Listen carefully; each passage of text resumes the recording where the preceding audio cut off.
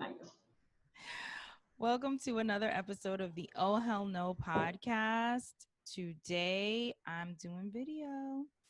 I have Ericka Williams. She is an entrepreneur, and we are going to delve into her world and find out what she has going on. So, welcome, Ericka. Thank you for being here.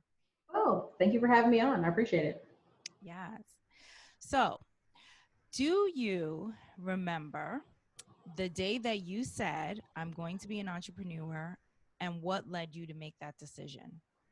Honestly, the probably I made it subconsciously when I was 14. My first job was my cousin's dollar store. But this wasn't a dollar store. He literally had the catalog, ordered stuff from China and warehouses and like put this whole store together and it was like, you can do anything. You can make anything, right? Like this young, like, oh my gosh, and people pay you and they come in here. And it was one of those things where you just look back and you're like, that sparked something in me, whether I, acknowledged it at the time or not. Wow, that's pretty amazing. So when you started working, and I'm sure you started working for someone just like most of us, um, did you say at some point, okay, this is not me. I'm definitely going to start my own business. And do you remember the last job that you worked for someone else? Man, I had a business in North Carolina and I had closed it, came to Texas, started working really, really hard, and realized this ain't it. This ain't it, boo boo. So I was working, I was working in apartment management, and somebody had, there was this like young black kid came in. His dad sent him in there to come get something, and she was like, "Oh, I need ID of every person that's over 18 in here." And I was like, "Ma'am, this boy is 12. Look at his mustache. Look at the fuzz on his face." She's like, "Well, I couldn't tell how old he was. It's a." And I was like, in that moment, I was like, I never want to work with somebody where I'm trying to convince them of a child standing in front of them. Like they're just so blind for whatever personal reasons. Um, and also the company I work for, I tried to save them money, but they weren't listening. So I was like, hey, listen, we're just hire a full-time painter, pay them 50K a year, benefits, let them paint all year long. That's all they'll do. They won't do anything with the staff.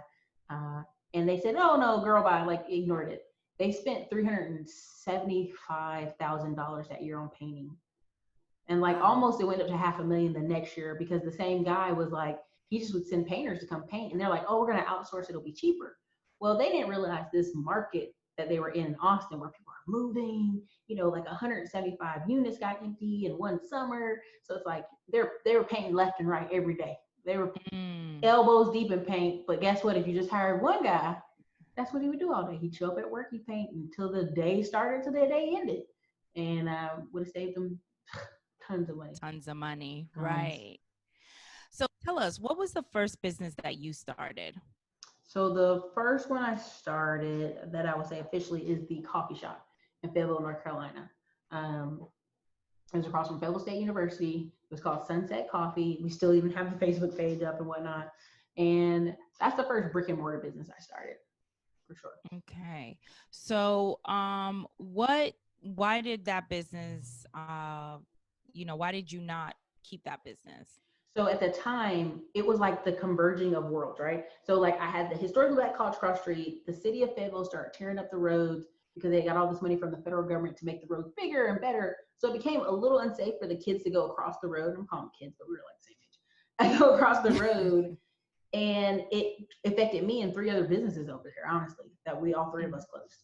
But also, I had the guy who was roasting my coffee beans said, hey, look, you should do this thing. You should put your coffee on this thing called Amazon.com, and you should sell your beans there and coffee cups and, sell it online. And I was like, what? Sell online? And imagine, this is 2011, 2010, and 2011. It wasn't like it was Wow. 2020 and everybody's like, get online. This was like, Right. you're explaining it and it sounds logical, but I don't know. And so by the time I closed, if I had just spent the last 6 months of the business focusing and selling online, I could have stayed open longer. But I think it So you only did, uh, so you didn't take his advice? at all. I thought, well, no. And it was like, so we sold coffee bean bags inside the office, stuff like that. But looking back, man, could have been doing a lot. Wow. So let me ask you, as a young person, how old were you starting a coffee shop, and where did you get the money to even do that? So I was fresh out of college, and unfortunately, my grandma and my father passed away in a 6 month period. So I had some inheritance, and also like Mm. I bootstrapped the mess out of that place. Like we had got art from like this little art place that was going out of business. We had gotten equipment off the Craigslist. We had gotten chairs and tables for really cheap. We had got a really ugly couch for free, and then we put a couch cover over it. I mean, you name it, we did it very budget friendly, and it was great. Right. Okay. So now I know that you have a trucking business, Mm-hmm. right? You do real estate. So, and you also have something else that I want to get into. Mm-hmm. So let's talk about your trucking Mm-hmm. business. How did you get into a trucking business? Right. So I always tell people I frame it as I'm a YouTuber who took my Uh-huh. YouTube money and invested in other businesses. So like I Wow. never want to take away from the fact that I would not be doing any of this if it wasn't for the 7 year plus I've been on YouTube. Well, actually more at this point, but 7 years plus I've been on YouTube. People being able to trust me, work with me, invest with me.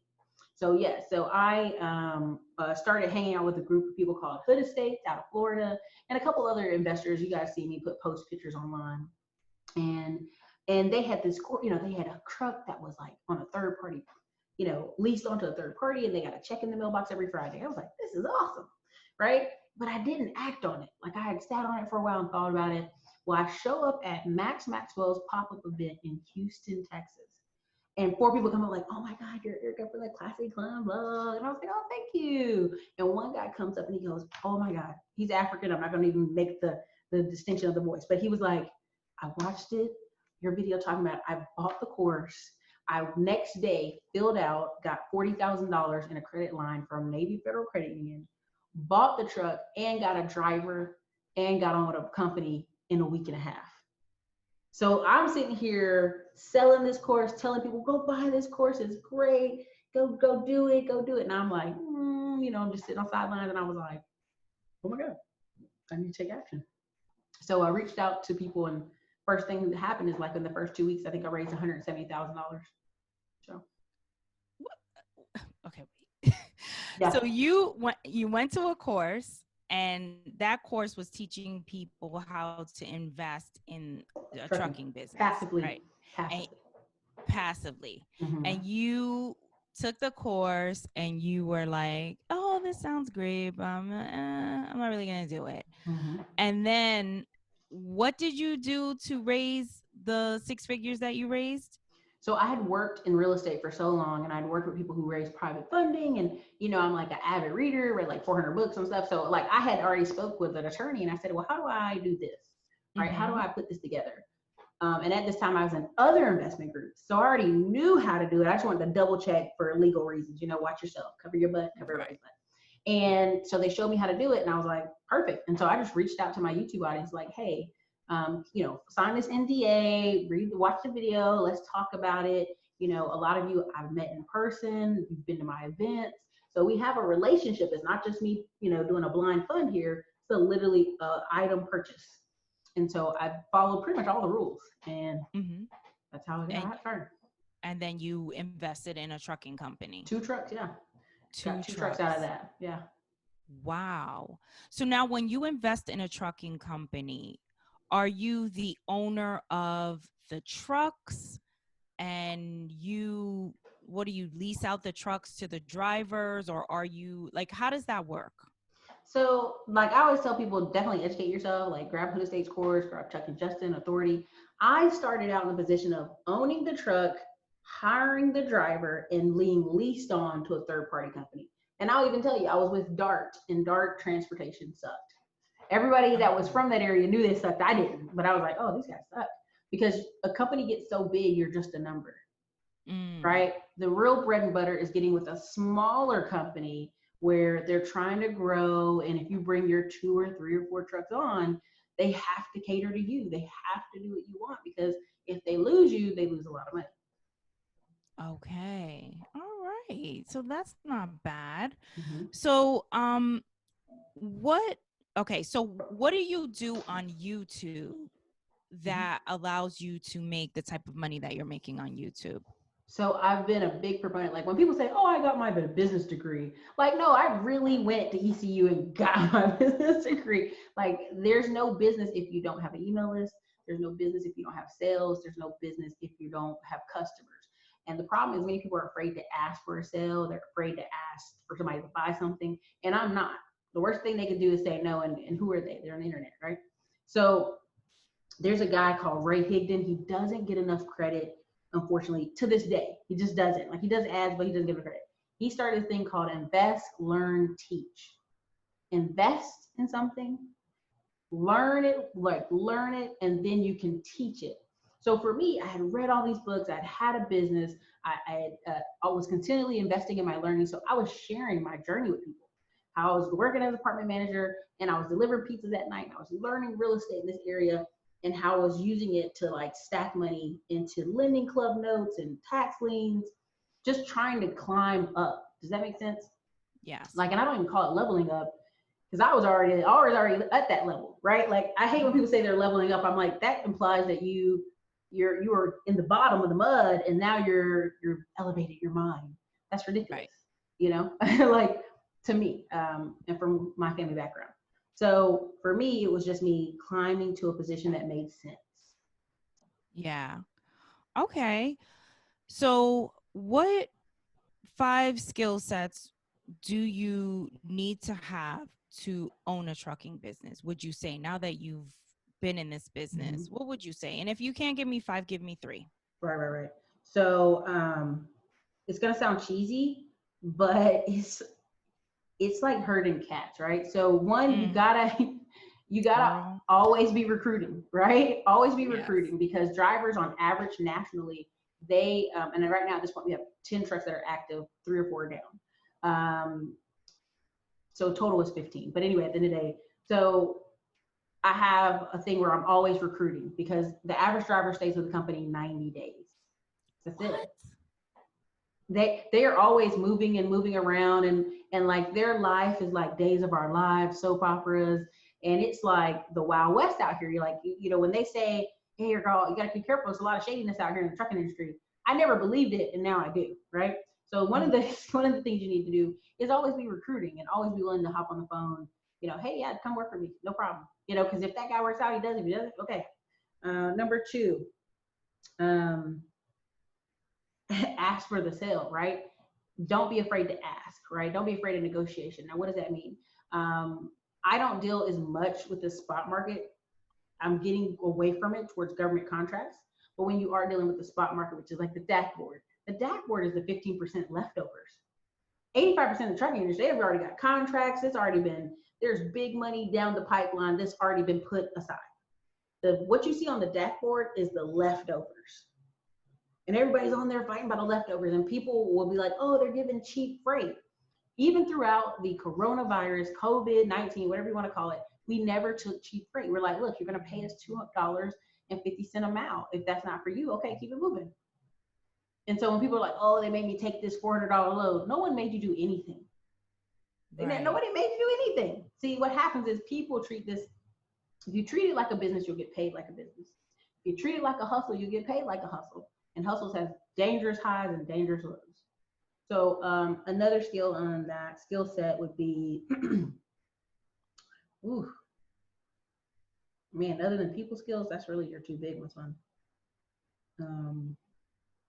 That's tough. I'm going to leave it with the people skills and always be recruiting. I don't know. Those are 2 best. Those are good advice. What skill sets do you need to be a valued truck driver?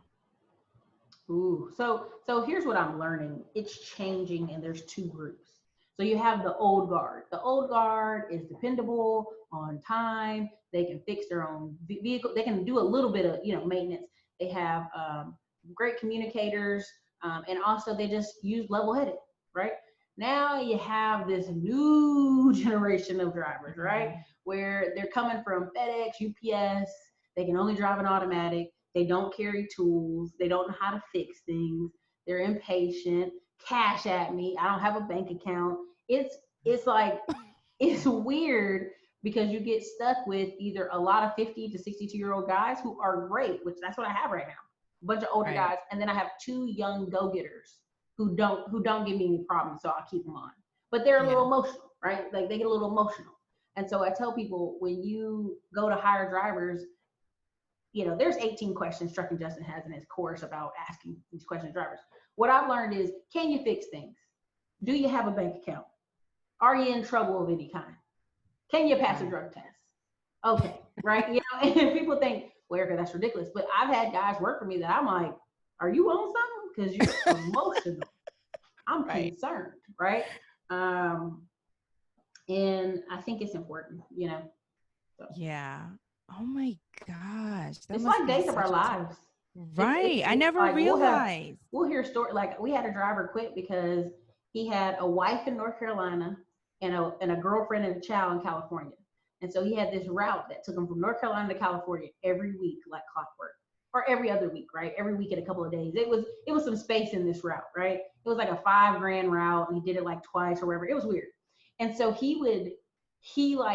that route got taken away, and the first thing he said is, well, I can't stay because I've got a wife and a girlfriend. And so his wife is like, shame on y'all paying him so low. So this man's making like 12 grand a month, and his wife's like, he's only making like 6 grand a month with you guys. And you're like, oh, boo boo, Oh my gosh, that is you so paying for crazy. 2 houses. But Right. it's one of those things where the trucking industry, you have men who can make the same as an engineer. It's just they're tied to the truck. Right. The time freedom isn't there.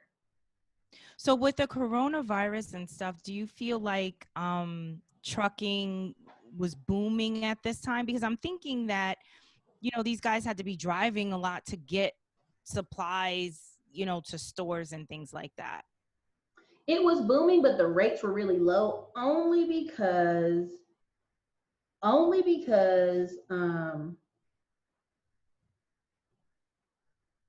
Girl, did a truck break down? girl, sometimes it'd be like that.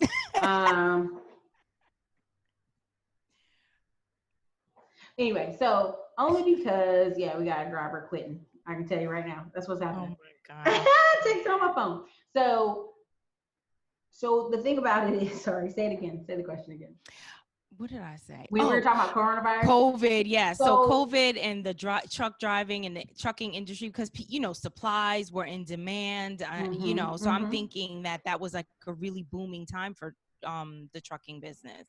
So it was difficult because the rates supposedly were low. They weren't. They just were. These companies, the broker companies, don't have any kind of oversight. The truckers have a lot of oversight regulations. The police are always checking your truck, make sure it's not dangerous, stuff isn't falling off of it. But there's no one really to check the broker. So the broker could have this bidded out for 2 years ago, and they told him, here's $3,000. Well, he calls you on the phone like, will you take this for $800? That's all I got in it is $800.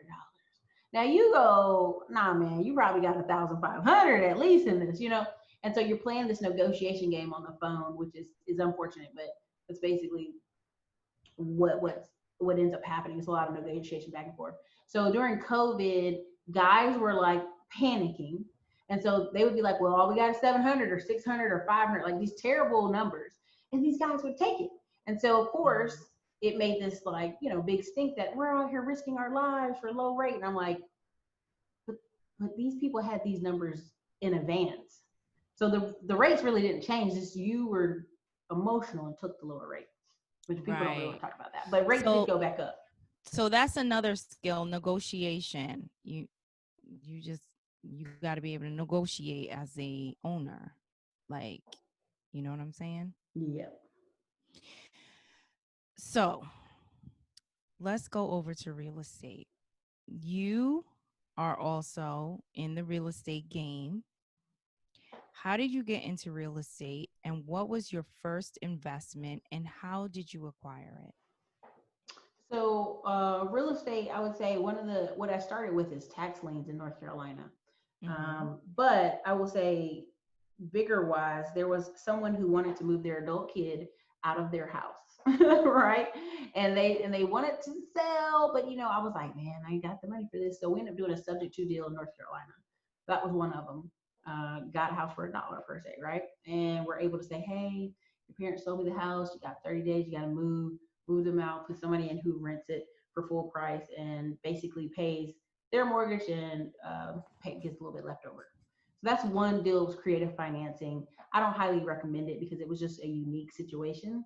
And also just there could be issues with it. Now, two, the next one was a property that's near Greensboro, but not all the way over there. It was really cheap house. Most of the properties I have now are with the investment club. Now, I have some other properties I'm working on, but they're not officially done yet. So the properties I have with the investment club are in Detroit. We have 5. Then we have a duplex in Cleveland. Some other JV deals I'm working with. I have something here in Dallas, a piece of land near Dallas is some piece of land. So with this real estate stuff that you're doing, are you a certified realtor, or are there any licenses or things that like that you have? You don't need licenses, so I want to make that very clear. People think they need their real estate license to be an investor. You do not. I did go get my license after working in the apartment industry because there was a year I gave like 70, like I would say referrals out. And because I didn't have a license, they can only give me like a $50 referral check. Now here in the state of Texas, you get the first month's rent as commission. So all I could think of in my head is 70 times like 1,500 in rent. And for me or you, that's like in the $80,000 range. So I was like, some agent, made 80,000 off me while I made a bunch of $50 gift cards, And so for me, I went in and got my real estate license. But it wasn't so much, I realized quickly that I did not like to chase people or chase a sale. That's not how I do. I am an inbound marketer. So yeah. And that takes a certain level of self-awareness, right? Immediately. like I'm just like this whole YouTube setup has spoiled me too much, right? Like I make videos, people call me, people get sales for me. A lot of inbound marketing is just presenting and letting it sit out there, right? Because I have videos from 3-4 years ago, people go and buy stuff. So. Yeah.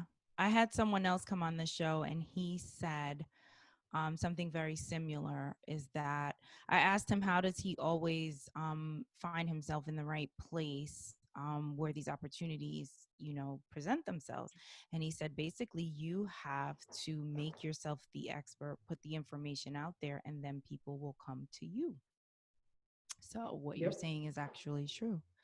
So you say you focus on tax lien investing. Can you explain to us what tax lien investing is, or like what that means?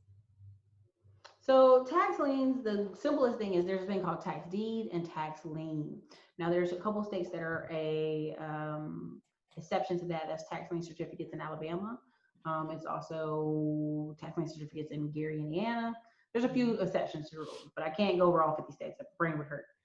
I strongly suggest if you want to do tax lien investing, niche down on a state or 2 that you feel comfortable with, mostly just one state and one region. Now, tax deed is where you go and purchase the deed of the property. Now, what does that mean? Here in Texas, big in Texas is if you're in Houston or Dallas, they have these things called Super Tuesdays, and they'll be like, it'll be auction style up there. So you got to know, it's crazy. You need a team of people to help you do it. But what ends up happening is by the time your properties got to Texas, courthouse steps, you're talking about $80,000, $100,000, $120,000 in old taxes.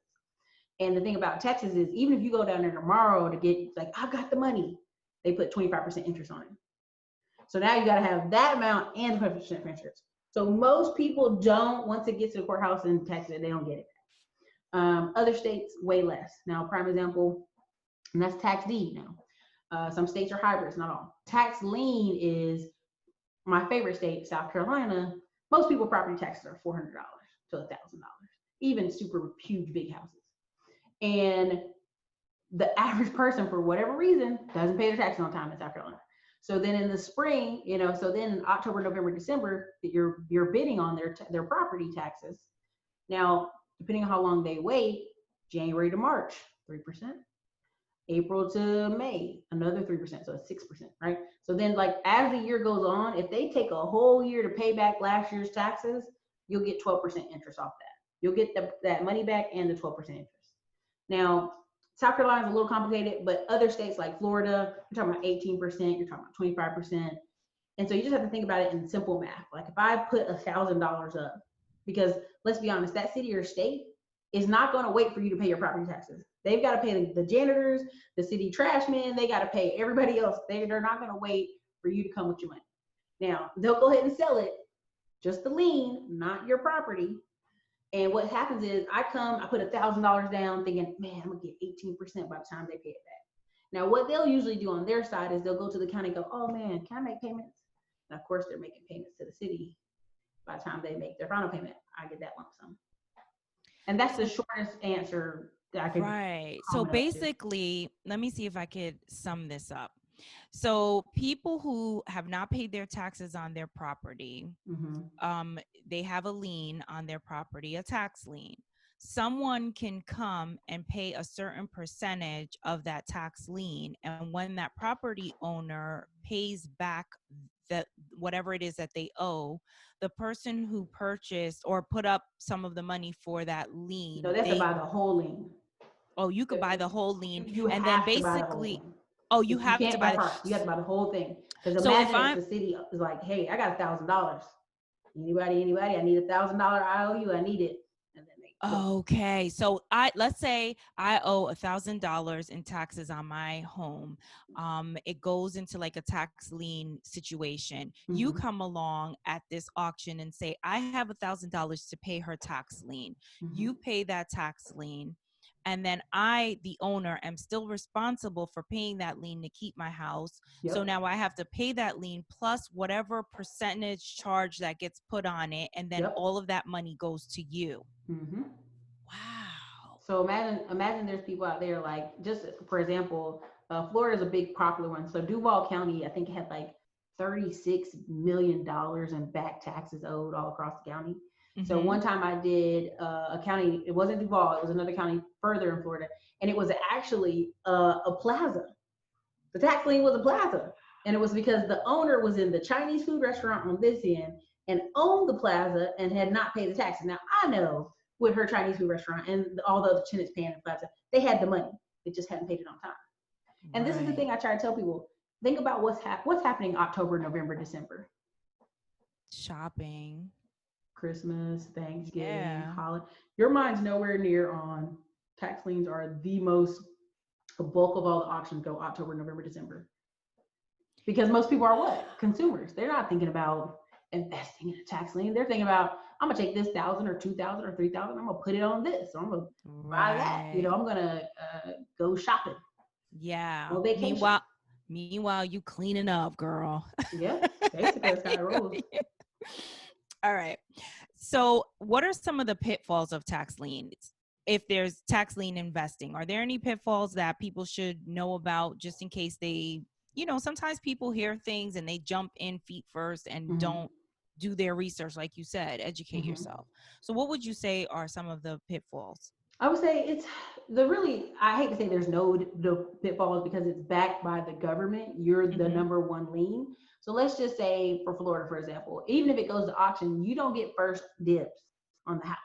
Someone else does, but they still have to pay you because you're the first lien, right?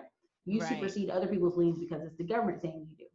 Now, let's say by weirdness, you do get the actual property. Sometimes you get properties and it's like burnt out. There's nothing there. It's not worth it. Or you get something in Gary, Indiana. And it just, for me, people who are like, I want to get a tax deed. I'm not all about the tax deed. I'm really about making my money have high interest returns, period. Like for me, if I want to go buy a property, I'm going to pick a property I want. Now, is there states that you can make it really work for you? For sure. Like a big wholesaler hustle is the fact in Texas, because they know most people don't go back and get it once it goes to the tax deed steps. They call them, hey, instead of losing this house, you can get some money, And a lot of people go, yeah, let me get some money out of it because ain't no point in losing it and getting nothing. Right. Okay. So, all right. I was going to ask you, what do you have to have in place to get into investing in property, in your opinion? Because I think a lot of people have this misconception about investing in property. And you mentioned that you were in an investment club. which I also want you to talk a little bit about that. But what would you say to someone who said, oh man, I just went to a seminar and these people are investing in properties and I think I'm going to go ahead and jump and do it. Mhm. What do you think that they should have in place? So I put out like a chart I'm always showing people, and I say it's a table. Like your life is a table, and what's on your table, right? A lot of people don't do the math. Like, parents, kids, things that are taking from their paycheck. If you just have your paycheck, it's not really stable. So yes, having real estate, having a retirement account, having these things stable you out, but starting from a place of knowing your numbers, right? So if I know I only need $2,000 a month to live and I make $4,000 a month, then I need to be making sure that extra $2,000 is either being saved to prepare me or invested to prepare me, or I need to start lower. For me, that's why I was big on the Smartphone Millionaire book thing. And I wrote it because I just kept investing in real estate lending club notes, $25 a note. Then I started investing in REITs. And then I started investing in different things that could make my money, make me returns without doing the whole big lunch. Now, Right. also too, I think people get, they see everybody else investing in real estate, so they think that's for them. But if you don't have reserves to fix heaters and AC units and different things, your tenant can't wait for you to come up with some money. Like if Right. there's a hole in the roof, they need it patched today. Yep. And so I always tell people, I think what you really need is you need a foundation of just stability and savings. And Yeah. if you're a hot mess, you're going to take that hot mess into other things. Yep. It just is. If you have bad spending habits, if you have just bad habits, period, it leaks into your business. And that's what people don't really understand. Yeah, I agree. How did you get so savvy with money and business? Did you experience something that made you more money conscious, or is it just innate for you? So I think it's a combination of like my grandma was and grandpa had a farm and a juke joint and they were well to do, but then they lost it, right? And Mhm. it's not that I don't know if you understand what I'm saying. Like if you're a southerner and you had money and you lost it, and it's a thing of like, oh my God, their family used to be so this. Yeah.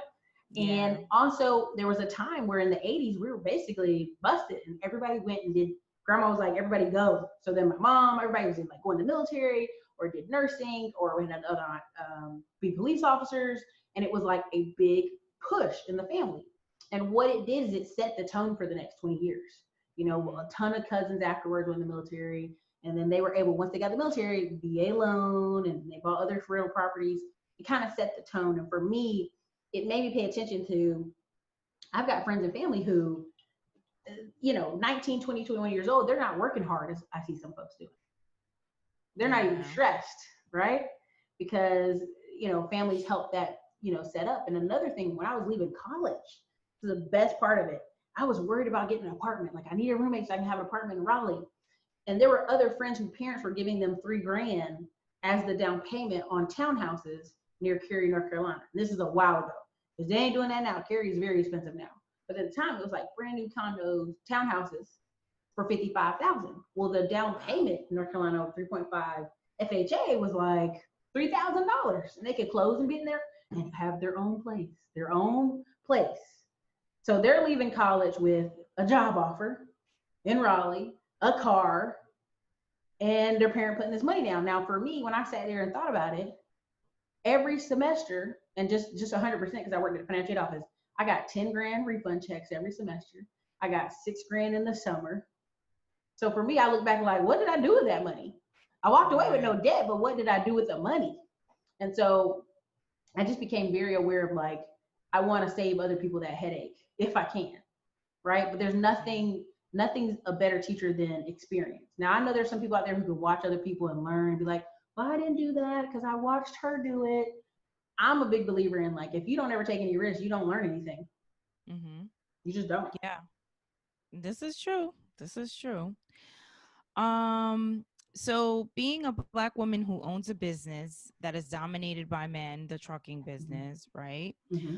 What have been some of your toughest hurdles and how have you overcome them? I think when I first started out, a lot of times I get on the phone with people and they're like, can I speak to your husband? can I speak to Mr. Eric Williams? Is Mr. Mm-hmm. Eric there? And I'd be like, that paperwork clearly says Erica. Like, and so it'd be funny, or like I would go for financing. And in the trucking industry, they were like, are you behind on child support payments? Like the questions I felt were like not only racial but rude. And it was Right. very common in this industry. And I was like, oh, this is terrible. You know, this is what happens when you don't own in the industry. You're at the bottom in the industry. And so people do things that are offensive. And that's what Right. I say, period. Like you can tell there's like a lot of people owning, and what kind of made me push hard in trucking is there's a lot of other people owning and a lot of immigrants up into trucking, every Mm-hmm. level you can think of. And, you know, we're just a bunch of drivers, or a lot of white people are just a bunch of drivers and they don't own it. And it's like, that's a bad spot to be in, baby.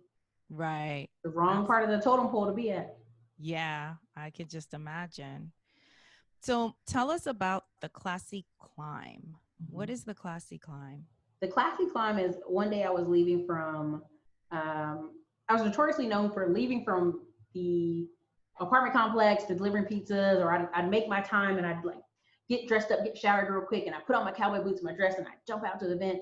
And they'd be like, all right, girl, you just a climbing today, huh? Like, or they make jokes about climbing. And and sure enough, I was like, yeah, I'm classy climbing. Yeah. And it just stuck and I just started using it everywhere. Okay. So is that a business that you're running today? Oh The yeah, I classy mean, climb? so I have like three businesses that do six figures at this point. So the social media component, if people were to buy stuff on the website, they see SW Investments. Mm-hmm. Um, we use Classy Climb on the front end of the business, not necessarily in the back end. Uh, and that was a big thing. And the money I made off YouTube allowed me to invest with my friend, a painting and fencing company. And the money I made off that, and actually eventually sold my share in that. It all pours, one thing pours into another. I'm a big Right. believer in taking the internet money, or what I would call the fast money, and making it slow. Yeah. Because this YouTube thing can go tomorrow, this internet can go tomorrow, your email list could disappear. I mean, I always was a big proponent of like, if you don't have an email list, you don't have a business. Period. Yeah. Like you're on someone else's platform. So, how did you get into YouTube, and why do you think that YouTube is one of the best platforms? Like, how have you been able to dominate and make money on YouTube? I know that a lot of people are selling courses on YouTube on Mm-hmm. how to leverage the audience and, make money. But how were you able to do that? So I just started by being giving value. Like I would tell a story of my family or farming or starting businesses, and people be like, "What? Like I've never heard of that." Now, where I was from, military kid had military friends who had, Korean moms who owned businesses. And I would share these stories and people were like, I've never, what? Like I never heard of that. So I just found a great way to share via YouTube. Right. And I would, Dr. Andre had to put me on Dr. Boyce Watkins' channel for one thing. And I said, hey, if you want to reach out to me for a consult, here's the link. Well, I had 600 phone calls for the next like 3 months off that one video. And what I realize is people have ideals of starting a business, doing something different, investing. But when they go tell their family's so full of fear, it makes them be quiet, Mm-hmm. right? Like you're like, hey, I got this new ideal. And everybody's like, boo, be quiet. So Right. YouTube became this place where people could come and be like, I agree. Yes. Like I want to hang out with you, or I want to talk to you. And that's Yeah. kind of how I built it. Wow. So I'm going to put you on the spot a little bit. Mm-hmm. As a businesswoman who has managed to launch and sustain successful businesses, Mm-hmm. when you market whatever it is that you market to teach people to do some of the things that you are doing, how do you price you know, your information? Because here's the thing that I've discovered, and this is like a double-edged sword. So people who are trying to get to where you are don't have the money or the resources yet to get to where you are. Mm-hmm. So offering them a course that's like $20,000 is just insane. And I'm not saying that that's what you're doing, Mm-hmm. but I've seen that. And I never understand the thought process behind it. But as an entrepreneur myself who is in the entry level space, who is realizing that I have to teach myself a lot of things to get my business to the next level because I just can't afford to outsource those things at this point in my business. I realize the value of the information that you have to teach yourself to get yourself to that next level. Mm-hmm. So, how is it that you just give this information away for nothing? But at the same time, if you want to help other people to get to your level, how do you balance that? How do you price these things, so that you're feeling like, you're not devaluing yourself in terms of, knowledge is power and, Mm-hmm. it costs. So you get where I'm going, right? For sure. So I think when people try to lowball themselves, it's disrespectful to yourself. And let's Mm-hmm. be really honest, money's out there. So I would offer courses for $99, $100, $150. And honestly, people don't see the value. So I was in a class and this guy charged $7,000. Mm-hmm. Class won't even done. Like you can see the border, some other stuff is empty, ain't filled out. And I realized there were people in the class who were like, I don't know a thing about credit, but I paid for it because I knew it would be valuable because the price. Like I used a credit card to get this class because I knew it would be valuable, right? And what I realized, that same person I was trying to reach that didn't know a thing about credit, didn't know a thing about tax liens, and I'm charging $150, they were willing to go break their neck and spend $7,000. So for me, what I said at that point is never again, right? Because there's money out there. When you find something valuable, you will pay for it. And also, I believe in tier levels, right? You can have something that's $97, you can have something that's $300. But what I realized is people, when they saw how low the price is, like I would offer monthly coaching for $1,000, and people would get it and be like, "Oh, I didn't know if this was real or not because it was so cheap." I was like, "Okay, well now make it $3,000," and it was just 4 calls and emails back and forth.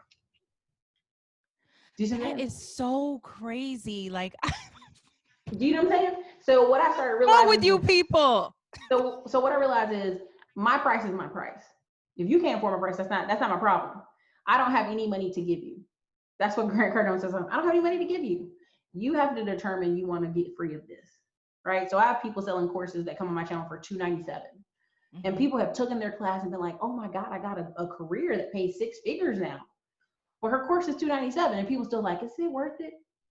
Yeah. So you can't convince someone. You can only promote what you have. Yeah. If imagine if I had a life-saving thing, like this little thing is a life-saving thing, and I'm sitting here like it's $300. It'll save your life. And somebody's like, can I get it for 50? Clearly they don't. They ain't worried about their life being saved, right?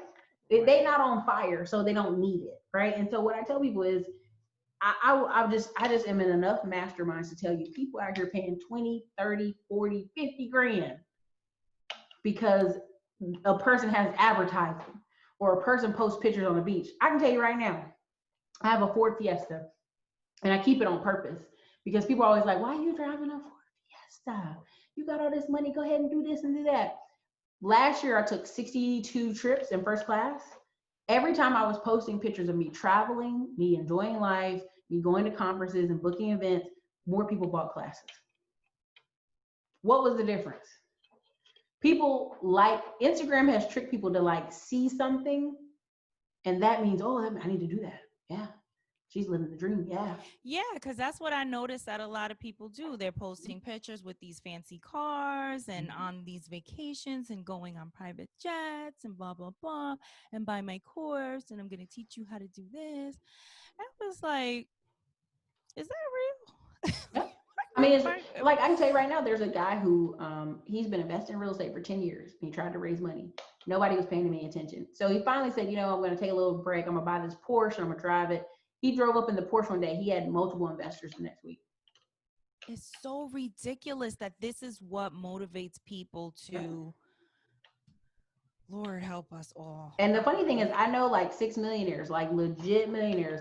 They drive Mitsubishi Lancers, Ford F-150s. They have, when you see their cars, you're like laughing because you're like, I know it's not just me. There's a mindset here of like, well, why spend 50K when I can take it and put it in another property? Or I can take it and put it in marketing, or I can take it and put it somewhere. And that's where just the mindset's different. Well, No, come on now. What do you luxuriate in? Oh, you said you took Vacations. trips. Yeah, Vacations. you like that. I like Yeah. Alaska, Canada. I used to live in Alaska as a kid. So, I go there, I go snowboarding. I have a motorcycle. I'm taking pilot classes.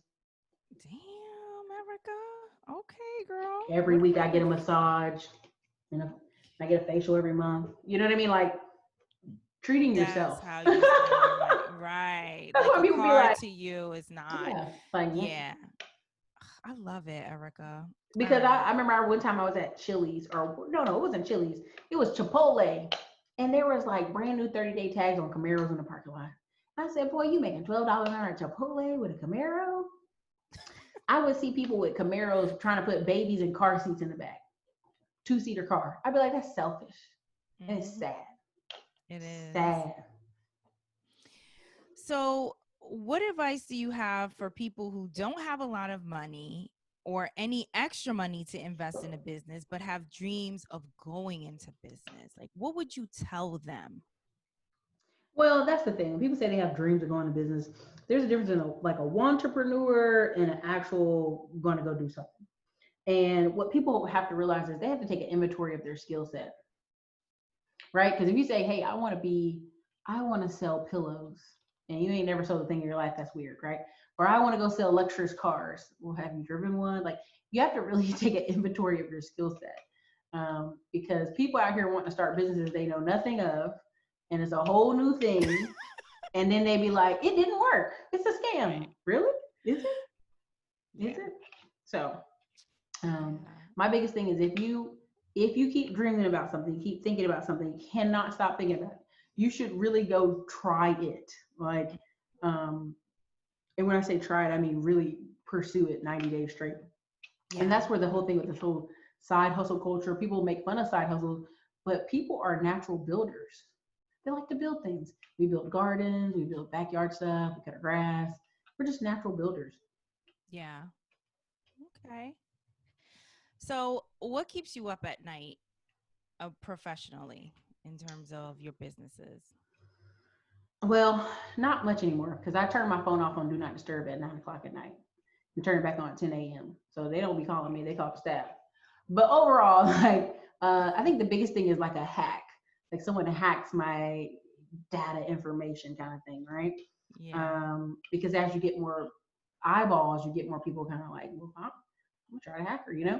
So that's something that keeps Right. me up. Is that's the only thing left that keeps me up is hacking because honestly, everything could burn down. I kid you not. Everything, I could lose the whole office. I could lose every truck. I could lose every house. I would get on this computer or this phone and I would record videos and start over and be like, watch me get it all back in a year and a half, if not less. Because I know it already. I've done it already. Yeah. I have the knowledge. I know how to, Yes. if nothing else, I would go find a company that needed a marketer and go be their marketer. Yeah. Do you know what I'm Definitely. saying? Like, and I have a big thing about relationships. It's like if you can get a property under contract and it's a good deal, people will come work for you. Point blank period. Right Yeah. now, the Texas Ground Zero project I'm working on, the guy that sold me my trucks quit his job, moved from a whole nother state, Arkansas, and is coming here to be my general manager at this facility that's 18 acres. Yeah. Wow. So Okay. again, Okay. it's relationships, man. Right. Definitely relationship building is important. So, what are you most proud of? I think I'm most proud of my nephews always growing up and seeing us have businesses. And I know people think this is like, oh, this is ridiculous, but it's a subconscious thing that it's like, as long as he's been alive, one of them, 14-year-old nephew, 13, he's seen me have a coffee shop. He's seen his mom have a hair salon. He's seen me have businesses out here. He's seeing this. His grandparents have a shop that's a tire shop. His father has an oil mechanic shop. All he knows is people can have a business and you can run it and you can do it. It's I love possible. You don't that. have to go out there asking people for jobs. We Right. made them 10% owner in one of the trucks, made them 10% owner in one of the rental properties, just little stuff like that. Yeah, that's amazing. I love that. And it seems like it's like in your blood, the entrepreneurship. It definitely is. So, do you feel like you are doing purpose-driven work? If yes, what part and how are you giving back? Purpose-driven work. I think the best book they put out there is that Purpose-Driven Life, because a lot of people are out here just floating, if that Yeah. makes sense. Yeah. When you have purpose, now what do I define as purpose for me? Um, Helping others. I'm a super connector. I'm a middle child, right? We're natural Me peacemakers. too. Yeah, we want to connect people. We want to bring people together. And that's what I find true joy in, is connecting people, connecting a problem and a solution. Uh, if I don't make another YouTube video in this world, I feel like I did a really great job there. Um, but the way I give back impact is like, I think last year's banquet. So I have my boat party in 2 days here. And last year at the boat party, people were like, I've started buying stocks for my grandchildren because I watched your channel. Like, I started investing in rental properties because of you. And I'm like, I don't know these people from Adam. I'm like crying in front of everybody, all 50 people, like, oh my God, you know. But it's because you're impacting people you haven't even met. Right. Yeah.